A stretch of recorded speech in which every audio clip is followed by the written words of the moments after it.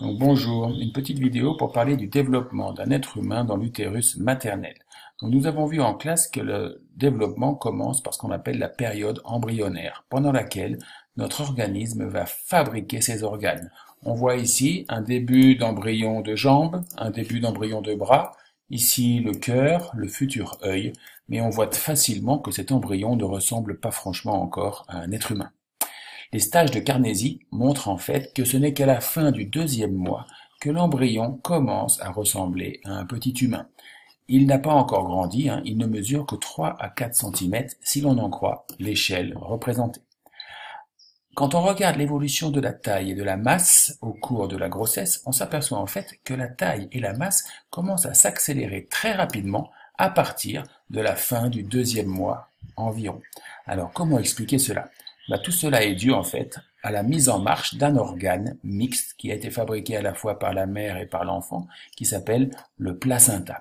Le placenta est relié à l'enfant par le cordon ombilical et va permettre au sang fœtal et au sang maternel de réaliser de nombreux échanges. Donc voici un schéma, notre fœtus, le cordon ombilical, le placenta, et on va regarder cette zone-là en fort grossissement ici. Donc on voit que le placenta en fait possède un côté maternel et un côté fœtal. Que le sang de la mère, dont on voit les globules rouges aussi, et le sang de l'enfant ne se mélangent jamais. Ils sont séparés par une fine membrane, mais ils ne se mélangent jamais. Grâce à cette fine membrane, de l'oxygène va passer du sang de la mère vers le sang de l'enfant. Des nutriments vont passer du sang de la mère vers le sang de l'enfant. En échange, l'enfant va pouvoir évincer ses déchets. Il va rejeter du CO2 et de l'urée du sang du fœtus vers le sang de la mère. En conclusion, voici ce qu'il faut retenir. Donc, le placenta est un organe mixte à la fois maternel et fœtal.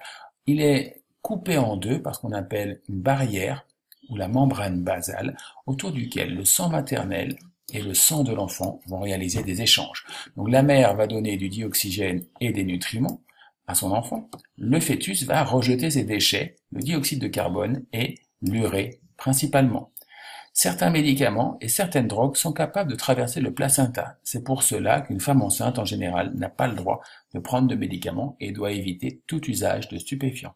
En vous remerciant de votre attention.